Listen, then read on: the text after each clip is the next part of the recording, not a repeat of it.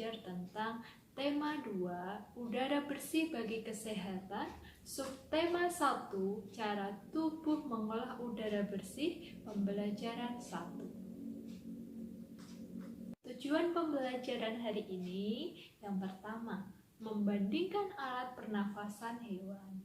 Yang kedua, menganalisis cara sistem pernafasan hewan. Ketiga, menyajikan bagan cara kerja sistem pernafasan hewan. Sistem pernafasan hewan. Yang pertama, cacing tanah. Cacing tanah bernafas menggunakan permukaan kulit. Oksigen masuk ke dalam tubuh melalui permukaan kulit. Kulit cacing yang basah dapat mempermudah masuknya oksigen dan keluarnya karbon dioksida. Cacing tanah memiliki pembuluh darah yang berada di bawah permukaan kulit. Darah cacing mengandung hemoglobin sehingga mampu mengikat oksigen yang masuk melalui kulit. Oksigen yang diikat hemoglobin kemudian diedarkan ke seluruh tubuh melalui pembuluh darah. Setelah diedarkan, zat sisa pernafasan berupa karbon dioksida dan uap air kembali dikeluarkan dari tubuh melalui permukaan kulit. Satu contoh serangga adalah belalang. Alat pernafasan pada serangga disebut trakea. Trakea merupakan pembuluh-pembuluh halus bercabang yang memenuhi seluruh bagian tubuh serangga. Percabangan dari trakea disebut trakeola. Sepanjang permukaan tubuh serangga terdapat pori-pori kecil yang disebut spirakel. Spirakel berfungsi sebagai tempat keluar masuknya udara ke tubuh serangga. Oksigen memasuki trakea melalui spirakel. Selanjutnya, oksigen diedarkan ke seluruh tubuh melalui trakea.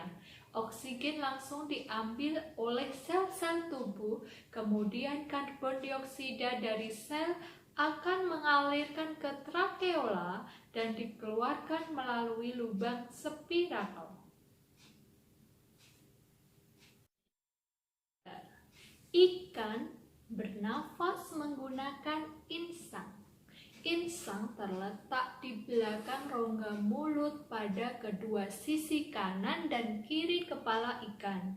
Warna merah muda pada insang disebabkan adanya pembuluh darah. Pembuluh darah berfungsi untuk menyerap oksigen dan melepaskan karbon dioksida. Ikan mengambil oksigen dengan cara memasukkan air ke dalam rongga mulut. Pada saat itu, mulut terbuka, rongga mulut mengembang dan insang menutup. Setelah air masuk, rongga mulut akan menyempit dan mulut menutup. Dalam waktu yang sama, tutup insang terbuka sehingga air yang awalnya masuk dari mulut dapat keluar melalui insang. Ketika melewati insang, oksigen yang terkandung di dalam air diserap oleh pembuluh darah. Pada saat yang bersamaan pula, pembuluh darah juga melepaskan karbon dioksida. Jadi, karbon dioksida keluar dari tubuh ikan bersama aliran air. Selanjutnya, amfibi. Amfibi adalah hewan yang hidup di darat dan di air. Salah satu contoh hewan amfibi adalah katak. Katak mengalami perubahan bentuk tubuh dalam perkembangannya. Perubahan bentuk tubuh tersebut juga mempengaruhi organ pernafasannya. Pada saat masih berudu atau kecebong, katak hidup di air sehingga bernafas dengan insang. Katak dewasa bernafas menggunakan paru-paru dan kulit. Dalam paru-paru katak terdapat banyak gelembung udara.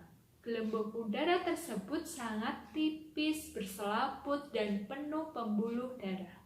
Di dalam gelembung udara itulah oksigen diserap dan karbon dioksida dikeluarkan. Katak juga dapat bernafas melalui kulit. Kulit katak yang selalu basah untuk memudahkan dalam menyerap oksigen. Reptil. Reptil adalah hewan yang berkulit keras dan berbisik. Hewan yang termasuk jenis reptil antara lain ular, kadal, dan buaya. Reptil bernafas menggunakan paru-paru.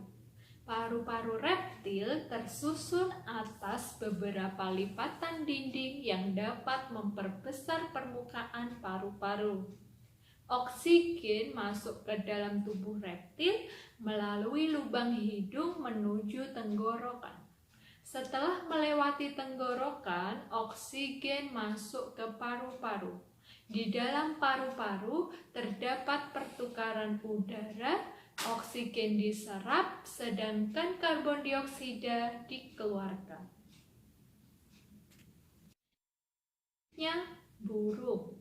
Burung bernafas dengan paru-paru. Paru-paru burung terletak di dalam rongga dada. Burung juga mempunyai kantong udara atau pundi-pundi udara yang berfungsi untuk menyimpan udara. Pada saat burung tidak terbang, pernafasan burung dimulai dari hidung. Udara yang mengandung oksigen masuk melalui lubang hidung, kemudian ke tenggorokan. Lalu, udara dari tenggorokan tersebut sebagian masuk ke kantong udara dan sebagian masuk ke paru-paru.